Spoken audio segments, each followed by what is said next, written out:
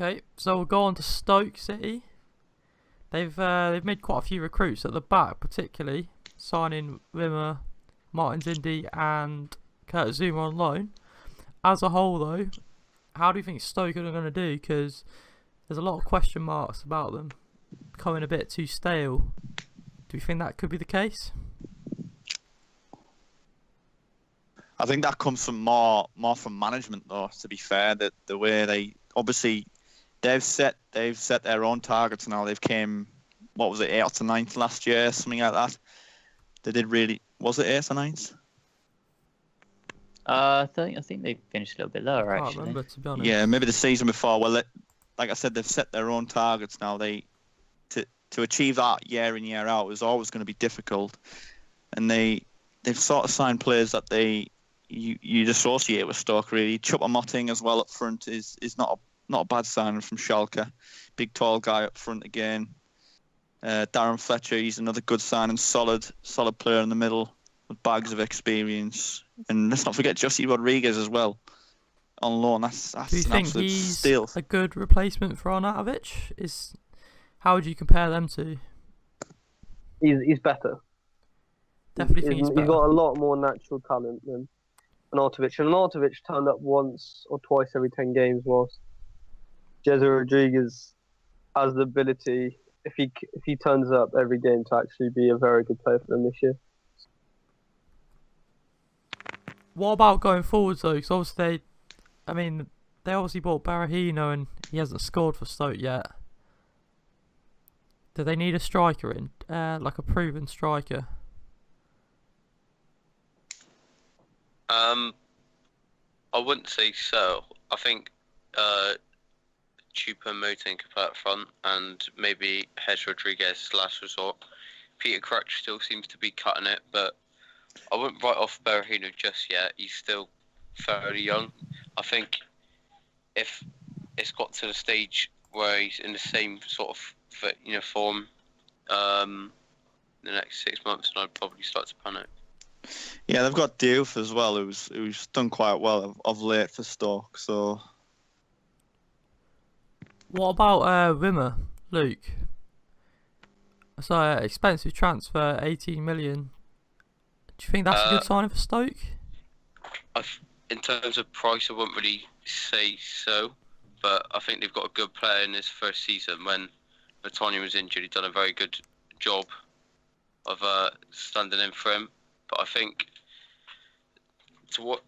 last season he began to cut a frustrated figure. Really, the only big games the only games he's involved in, he made just 10 appearances, and one of those was Monaco away, Chelsea away, where he's made a makeshift left back, Liverpool away again, and Man City away. So I don't think he's really given a chance at Spurs, but I think it would definitely do well for Stoke.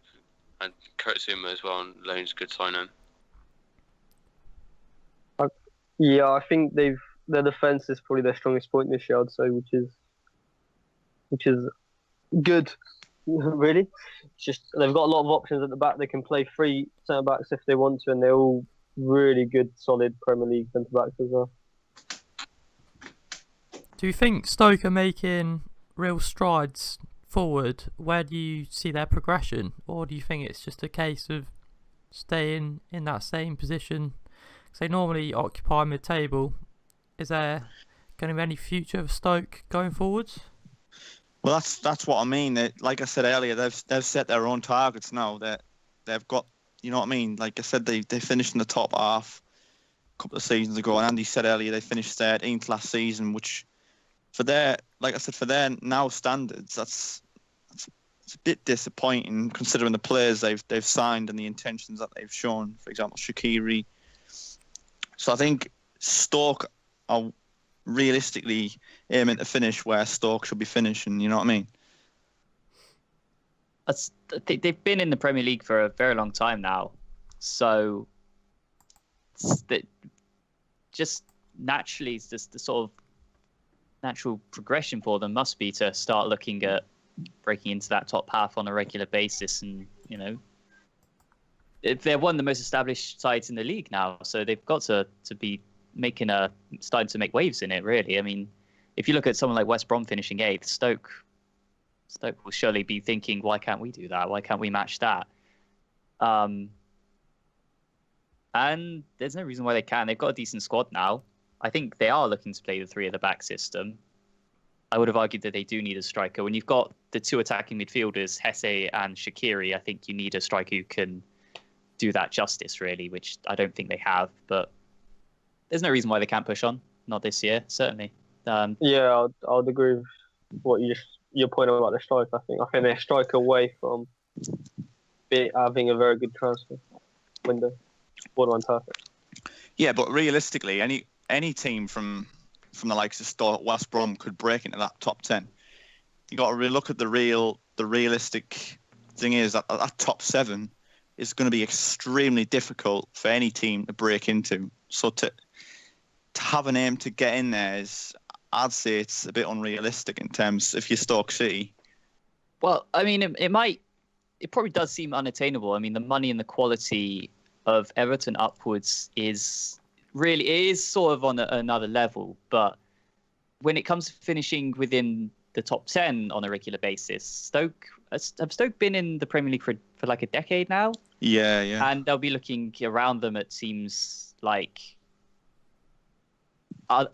basically just any other team sort of challenging to get in there.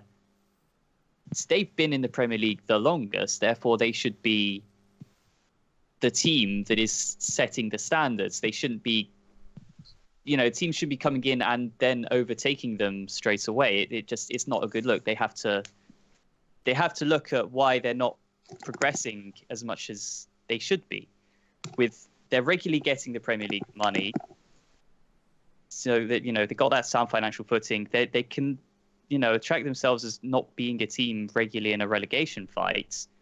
Mark Hughes is a fairly established manager as well, so they shouldn't. If they finish below, say, a Huddersfield or even a Burnley this season, or a Watford's, teams who have been here a couple years, I think that should be ringing some alarm bells for some people, really. Do you think it's time for a change at Stoke, Mark Hughes? If the right manager came along, why not? Yeah, I think there's maybe a ceiling. I mean, I know he managed Manchester City, in sort of the early days of their money, but gotten fairly dismissed as well. Yeah, I think I wouldn't. I think that in the summer Stoke had a real good chance to progress, and I think they missed a trick in Marco Silva. You've seen what he could get out the likes of Sam Clucas and Omar Nias last season, and we've seen how good Shaqiri can be, but it's a question of how often his quality shines through, and I think a manager like Marco Silva could definitely get the best out of that group of players.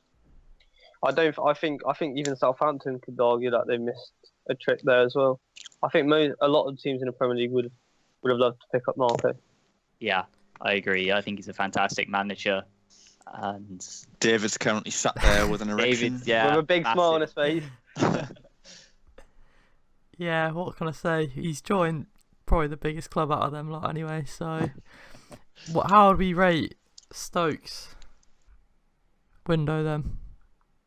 I'd give them a 7 personally. I think they had a good window. They didn't really sell anyone. They've just strengthened their squad with good players like Darren Fletcher, Kevin Wimmer, Jeze. So yeah, I'd give them a 7. Yeah, I think a 7'd be 7 from me as well. They've not really took a massive step forwards. Sort of could argue they went a bit sideways, but yeah, I think a 7's a fair reflection. And they haven't spent too much money as well, which is quite refreshing to see. I think I'd also give them a 7 as well.